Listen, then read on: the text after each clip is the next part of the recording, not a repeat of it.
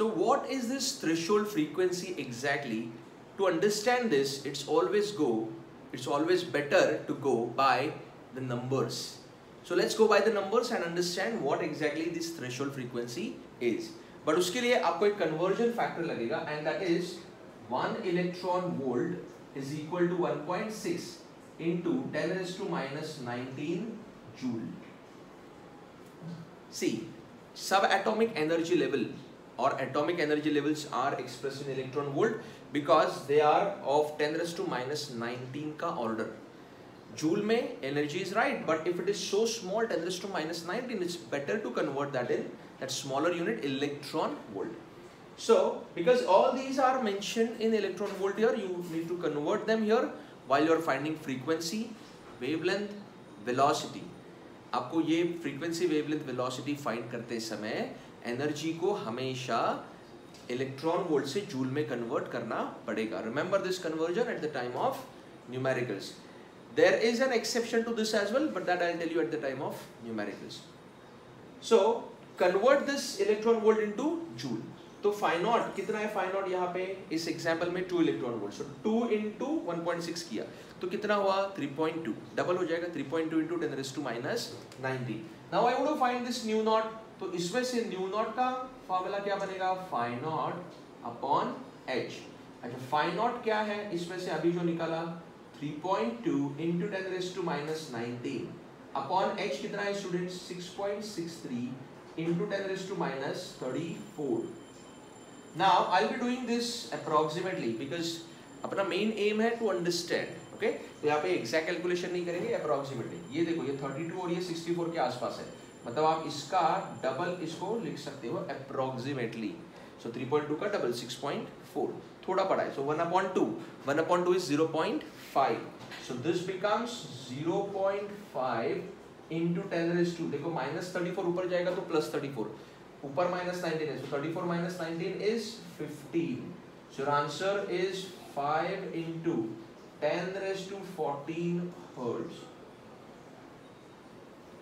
देखो students, energy से, ये एनर्जी है किस चीज के लिए लगने वाला एनर्जी है? इलेक्ट्रॉन्स को आउटर मोस्ट शेल से बाहर निकालने के लिए. I told you at the time of this equation कि ये जो इक्वेशन है ये आउटर मोस्ट बैलेंस इलेक्ट्रॉन के लिए ही एप्लीकेबल है. ऑफ कोर्स एप्लीकेबल अंदर के इलेक्ट्रॉन्स के लिए भी रहेगा, बट हम लोग जो कर रहे हैं वो सिर्फ आउटर मोस्ट के लिए यहाँ पे देख रहे हैं. सो what is that minimum energy? Minimum किसको लगेगा? तीनों में से आउटर मोस्ट को. तो ये मिनिमम एनर्जी है, वर्क फंक्शन. तो वो एनर्जी अगर आपको पता है कि इतना है तो उसमें से हम लोग फ्रीक्वेंसी, करस्पॉन्डिंग फ्रीक्वेंसी निकाल सकते हैं. इसका मतलब क्या है कि जो लाइट आ रहा है, देखो ये दोनों फार्मूला सेम होने का रीजन यही है स्टूडेंट्स, क्योंकि यही एनर्जी का एक हिस्सा आप यहाँ पे यूज कर रहे हो, तो इसलिए इसका और इसका फार्मूला सेम है. तो इस एनर्जी में से एच न्यू नॉट, ये जो एनर्जी है 2 electron volt 3.2 10 raised to minus 19 joule, ये कभी मिलेगा हम लोग को? जब भी उस लाइट का फ्रीक्वेंसी कम से कम इतना रहेगा, 5 into 10 raised to 14 hertz. So when you have light of frequency this value and above that, only then electrons will be triggered out of it. Electrons will be just coming out of it. ये minimum value students, minimum मतलब कम से कम. इससे कम अगर incident frequency है तो नहीं चलेगा, मतलब एमिशन होगा ही नहीं. Like if it is 4.9 into 10 raised to 14 hertz, the incident frequency is. ये मेटल का वैल्यू निकालते हैं हम लोग. फाई नॉट किसका प्रॉपर्टी है? मेटल का. वर्क फंक्शन मेटल का है. मेटल के अंदर से इलेक्ट्रॉन निकालना है, तो मेटल के अंदर जाने के लिए इतना एनर्जी कम से कम होना चाहिए. Moral of the story, phi naught, nu naught और आगे मैं लैम नॉट भी फाइंड करूंगा, ये तीनों मेटल का प्रॉपर्टी है. फोटोसेंसिटिव मेटल, अल्कली मेटल जो हम लोगों ने मोस्ट ऑफ द टाइम्स लेना है. So for this metal, this energy indicates this frequency minimum and above will do. So above this, if incident frequency is there, only then photoemission occurs. So this is our threshold frequency. So threshold frequency, cutoff frequency can now be defined as the minimum frequency of incident radiation above which photoemission occurs. Above which photoemission occurs. तो आप lamb not को कैसे define करेंगे students? अच्छा देखो, इसमें से पहले हम लोग लैम नॉट फाइंड आउट भी कर सकते हैं. देखो लैम नॉट कैसे मिलेगा हम लोग को? See, what is the formula for lambda? We know it is C by nu. Speed upon frequency, लेकिन लैम्डा नॉट तो c by nu naught. c speed of light 3 into 10⁸ upon 5 into 10⁻14। अगर आप इसको कैलकुलेट करते हो students तो 3/5 कितना हो गया, ये 0.6 हो जाएगा, इंटू 10⁻, ये 14 ऊपर जाने के बाद माइनस, तो -6 हो जाएगा। तो 0.6 इंटू 10⁻⁻6, तो मैं उसको अगर 6000 कर दूं, 4 डेसिमल शिफ्ट कर रहा हूँ, 6 के बाद 3 0 मतलब 4 डेसिमल हो गया, तो 10⁻10 हो जाएगा। तो 10⁻10 मीटर में, तो एंगस्ट्रॉम में अगर आप लिखोगे तो 6000 एंगस्ट्रॉम हो जाएगा स्टूडेंट्स। तो थ्रेशोल्ड वेवलेंथ को कैसे डिफाइन करेंगे? This is the maximum wavelength है स्टूडेंट्स। ये कट ऑफ फ्रीक्वेंसी या कट ऑफ परसेंटेज का एग्जांपल मैं यहाँ पे नहीं लगा सकता हूँ, क्योंकि इसके ऊपर अगर वेवलेंथ है लाइट का, तो इसका मतलब क्या होगा, अगर वेवलेंथ इसको क्रॉस कर जाता है तो फ्रीक्वेंसी इससे कम चला जाएगा। तो इसीलिए threshold wavelength is the maximum wavelength up to which or below which photo emission occurs। Threshold frequency के लिए क्या बोला था? It is the minimum frequency above which photo emission occurs। इससे ज्यादा होना चाहिए, इससे ज्यादा नहीं होना चाहिए, तो इसको क्या बोलेंगे? मैक्सिमम। बस उसके ज्यादा नहीं होना चाहिए, उससे कम होना चाहिए। So threshold wavelength is the maximum wavelength below which photo emission occurs. तो ये minimum frequency, below which above which photo emission occurs, ये maximum wavelength, below which photo emission occurs. इसके ऊपर काफी इंटरेस्टिंग एमसीक्यूज आपको पूछ सकते हैं स्टूडेंट्स, विबग्योर से रिलेटेड, जो मैं अभी बताऊंगा after this entire discussion.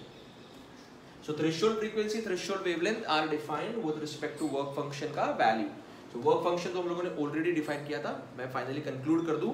Work function is the minimum energy required to eject an electron from metal surface.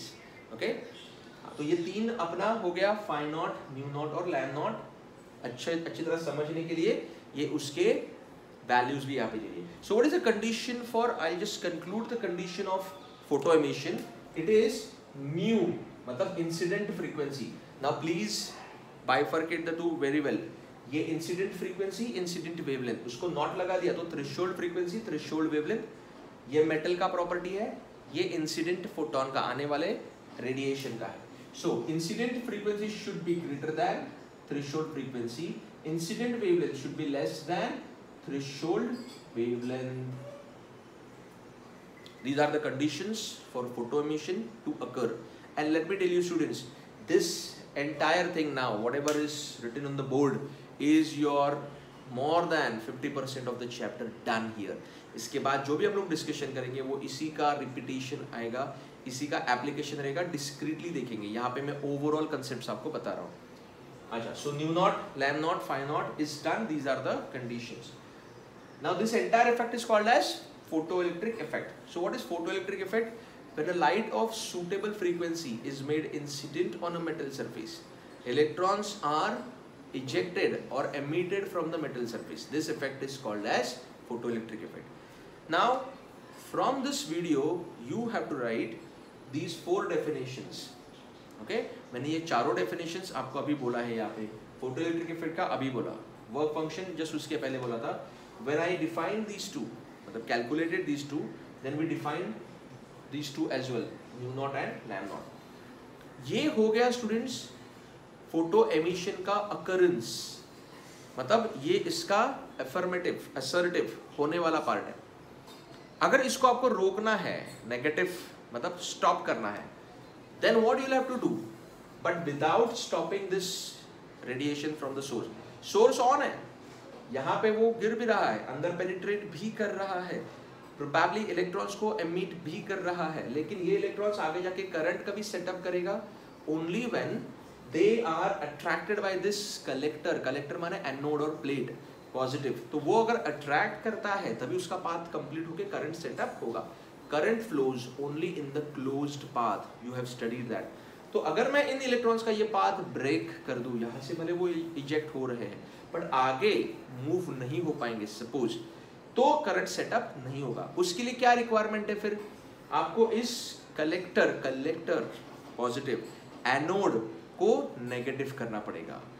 अगर आपने इस एनोड को नेगेटिव कर दिया तो ये इलेक्ट्रॉन जो यहाँ से एक्सेलरेट होके जा रहे हैं, दे वुड स्टार्ट रिटार्डिंग।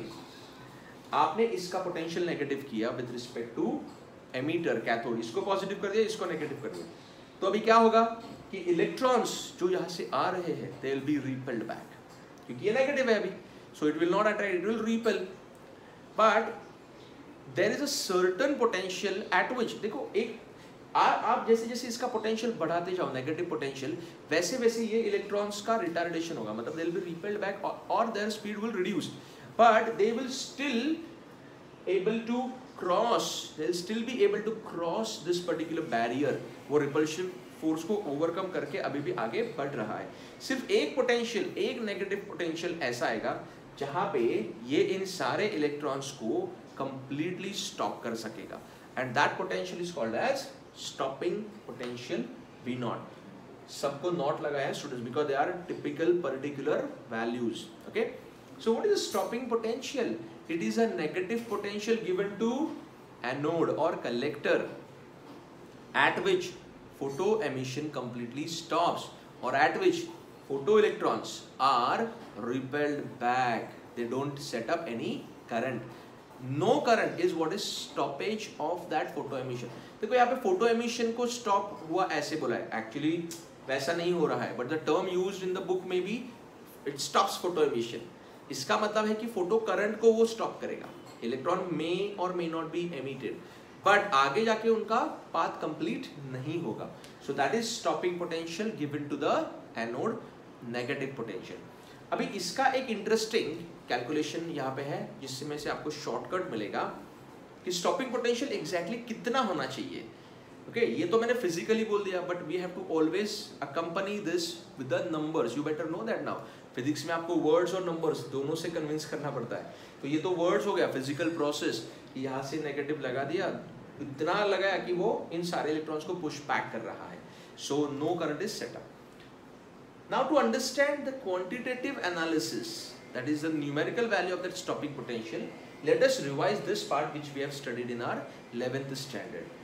कि अगर आपने ये Q है, ये V है और ये काइनेटिक एनर्जी है, पहले इन तीनों का रिलेशन यहाँ पे देख लेते हैं। By the definition of potential, you know V is W by Q. From this W is Q into V. इसको rearrange किया। You know this, इसका मतलब क्या है? Charge Q को अगर V इतना potential difference लगाया, when you apply a potential difference of V to a charge Q, then what happens to that charge? It is set in motion.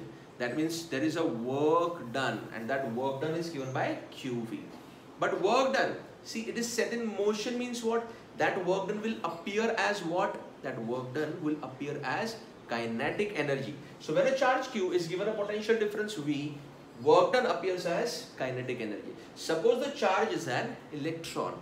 एक electron का बात करते हैं, अगर आपने एक इलेक्ट्रॉन को V वोल्ट इतना पोटेंशियल लगाया, तो kinetic energy will be EV, और इस EV को ही आगे हम लोग इलेक्ट्रॉन वोल्ट ऐसा बोलते हैं। और वो कैसे आएगा देखो, to a charge of 1 electron, if 1 volt potential difference is applied, then the kinetic energy will be 1 electron volt. इन दोनों का प्रोडक्ट मुझे लेना है। एक इलेक्ट्रॉन का चार्ज 1e इतना रहेगा।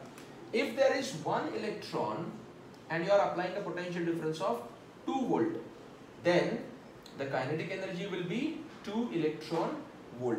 If there is 1 electron and there is a potential difference of 5 volt, kinetic energy will be 5 electron volt. इन दोनों का multiplication करना है by this formula, okay? Q and V का। One more example, 1 electron and there is 10 volt potential difference, then the kinetic energy will be 10 electron volt. So what is the conclusion, students? The conclusion here is जितना volt potential है उतना ही volt kinetic energy. Okay, so that's your conclusion, students, and you can literally write it this way: जितना volt potential difference उतनी ही kinetic energy. लेकिन kinetic energy कौन से unit में मेजर होगा? Kinetic energy in electron volt. So that's our conclusion from this discussion. हम लोग क्या डिस्कस कर रहे हैं? मेनली स्टॉपिंग पोटेंशियल का वैल्यू के लिए ये सब चालू है। तो मैंने पहले पोटेंशियल और काइनेटिक एनर्जी इनका रिलेशन एस्टेब्लिश किया। क्यों काइनेटिक एनर्जी के साथ ही रिलेट किया? क्योंकि इन इलेक्ट्रॉन्स को अगर आपको रोकना है, आप देख सकते हो 1 2 3, ये इनर मोस्ट वाला सबसे पीछे रहेगा, आउटर मोस्ट वाला सबसे आगे रहेगा। तो मैक्सिमम काइनेटिक एनर्जी वाला इलेक्ट्रॉन जो है उसके जितना एनर्जी अगर सामने से उसको रिपेल बैक करता है तो ही ये पूरा स्ट्रीम ऑफ इलेक्ट्रॉन्स रुक जाएगा। दैट मीन्स आपको काइनेटिक एनर्जी जितना एनर्जी सामने से अप्लाई करना है, वो एनर्जी कभी मिलेगा जब भी पोटेंशियल डिफरेंस अप्लाई हो रहा है। उस पोटेंशियल डिफरेंस को हम लोगों ने स्टॉपिंग पोटेंशियल बोला। तो वो स्टॉपिंग पोटेंशियल एग्जैक्टली कितना होना चाहिए ये हम लोग डिस्कस करें। So we have made a conclusion, potential और काइनेटिक एनर्जी ये सेम होता है, बट कंडीशन है काइनेटिक एनर्जी जूल में नहीं, इलेक्ट्रॉन वोल्ट में होना चाहिए। सो आई हैव रिटन जितना वोल्ट पोटेंशियल या पोटेंशियल डिफरेंस उतनी ही kinetic energy in electron volt. Okay, मतलब आपको अगर काइनेटिक एनर्जी मिल गया तो वही आपका पोटेंशियल का वैल्यू है। तो ये हम लोगों ने ऑलरेडी डिस्कस किया है स्टूडेंट्स पहले। यही एग्जांपल को मैं ले लूंगा फिर से। देखो ये कैसा 10 2 और 8 किसके लिए है स्टूडेंट्स? ये थर्ड इलेक्ट्रॉन के लिए। ओके, तो इस थर्ड इलेक्ट्रॉन का एनर्जी है 8 इलेक्ट्रॉन वोल्ट, क्योंकि इसको बाहर निकालने में 2 इलेक्ट्रॉन वोल्ट खर्च हुआ है। अगर इस सेकेंड को आप बात करो तो आपको इससे ज्यादा एनर्जी लगेगा। So suppose for this second electron this energy required to eject it is more than 2। Let us say यहाँ पे अगर वो 3 इलेक्ट्रॉन वोल्ट खर्च कर रहा है, यहाँ पे 2 इलेक्ट्रॉन वोल्ट, अंदर वाला 4 इलेक्ट्रॉन वोल्ट खर्च करेगा। कितने में से? 10 इलेक्ट्रॉन वोल्ट में से। ये जो 10 इलेक्ट्रॉन वोल्ट आया उसमें से 2 गया, 8 बचा, थर्ड के लिए सबसे आगे। इसमें से 3 इलेक्ट्रॉन वोल्ट गया 10 इलेक्ट्रॉन वोल्ट में से, तो सेकेंड का एनर्जी कितना बचा? 7 इलेक्ट्रॉन वोल्ट। ओके, एक फोटोन ऐसा है 10 इलेक्ट्रॉन वोल्ट वाला ही जो इसको स्ट्राइक कर रहा है इनर मोस्ट को, तो उसने कितना एनर्जी कंज्यूम किया? 4, तो उसके पास कितना बचा? 6 इलेक्ट्रॉन वोल्ट। ये एग्जांपल काफी है स्टूडेंट्स आपको ये समझने के लिए कि स्टॉपिंग पोटेंशियल का वैल्यू कितना होता है। Consider 3 electrons 1 2 3 with kinetic energy 6 7 8 electron volt. तो अभी मैं पूछूंगा आपको कि ये जो कलेक्टर है, एनोड है, इसको अगर मैं नेगेटिव पोटेंशियल दूं तो इन वैल्यूज से बताओ कि कितना नेगेटिव पोटेंशियल देना पड़ेगा तभी जाके ये पूरा स्ट्रीम रुक जाएगा, करंट सेटअप नहीं होगा। Now I ask you a cross question कि अगर ये 6 इलेक्ट्रॉन वोल्ट है तो इसको रोकने के लिए कितना एनर्जी चाहिए? जितना इलेक्ट्रॉन वोल्ट एनर्जी उतना ही वोल्ट पोटेंशियल। ये अगर 6 इलेक्ट्रॉन वोल्ट है तो उसको रोकने के लिए कितना पोटेंशियल अप्लाई होना चाहिए? 6 वोल्ट। 7 इलेक्ट्रॉन वोल्ट को रोकने के लिए 7 volt potential, -7 volt of course, और 8 इलेक्ट्रॉन वोल्ट को रोकने के लिए 8 वोल्ट, -8 वोल्ट, इतना पोटेंशियल आपको कलेक्टर को देना पड़ेगा। कौन सा पोटेंशियल अप्लाई करने के बाद तीनों रुक जाएंगे? 6 वोल्ट अप्लाई किया तो रुकेंगे तीनों? नो, सिर्फ ये 6 वोल्ट और उससे कम वाले रुक जाएंगे। ये 7 8 वाले अभी भी आगे भागेंगे। They'll still be able to set up current. If you apply 7 volt here, तो 7 और 6 और इसके नीचे वाले सारे इलेक्ट्रॉन्स रुक जाएंगे। बट 8 इलेक्ट्रॉन वोल्ट एनर्जी वाले इलेक्ट्रॉन्स अभी भी आगे जा रहे हैं और वो भले थोड़ा सा ही लेकिन वो करंट सेटअप करेंगे। So if I apply 8 volt potential -8 volt, तो ये 8 वाला 7 वाला 6 वाला और सारे कम एनर्जीज वाले इलेक्ट्रॉन्स स्टॉप हो जाएंगे। No photo electron are moving, no photo current is set up, photo emission stops, the photoelectric effect stops here. So how much energy, how much potential we have to apply here students? It is always equal to K max. देखो 6 7 8 में से maximum कौन सा है? 8 outer most वाले का। तो अगर आपने आउटर मोस्ट इलेक्ट्रॉन का जो एनर्जी है उसके वैल्यू जितना स्टॉपिंग पोटेंशियल माने नेगेटिव पोटेंशियल अप्लाई किया तो पूरा स्ट्रीम ऑफ इलेक्ट्रॉन्स ब्लॉक हो जाएगा, current stops. Moral of the story is stopping potential is numerically equal to K max. Please note this down. Stopping potential is numerically equal to K max. This was a little lengthy explanation, but it is a proof explanation. आप इसको properly revise करो, important punchlines यहाँ पे दिया है उसको follow करो। Stopping potential का relation K max के साथ कैसे हुआ ये हम लोगों ने देखा। So overall what we have discussed is from the starting of photoelectric effect to the stopping of photoelectric effect we have discussed, and these 4 important parameters values are there in your first type of numericals as well। और आपका formula जो रहेगा, formula first type का एक ही formula है ये। अभी इस एक फार्मूला में E, फाइ नॉट और K मैक्स इनके अलग अलग फार्मूला। E का फार्मूला यू नो जो ई का फॉर्मूला है एनर्जी ऑफ फोटोन, फोटोन का एनर्जी आपको पता है, वही फॉर्मूला इसमें भी अप्लाई करो, खाली नॉट लगा, H nu naught H C वाला नॉट। और के मैक्स का फॉर्मूला क्या बनेगा, kinetic energy half M V square, but वो के मैक्स है तो वी बी मैक्स रहेगा। लेकिन यही फॉर्मूला हम लोग ई इंटू वी नॉट ऐसे भी लिख सकते हैं, ई इंटू वी, खाली वी नॉट क्यों लिखा, क्योंकि वो पर्टिकुलर पोटेंशियल उस के मैक्स को बराबर रहेगा, इक्वेट करेगा। And hence this is the only formula students which you'll need in type 1 numericals. हर एक टर्म के दो फॉर्मूला है जो यहाँ पे लिखे हुए हैं। When we solve type 1 numericals, I'll be also telling you some important conversion factors which will reduce your calculations.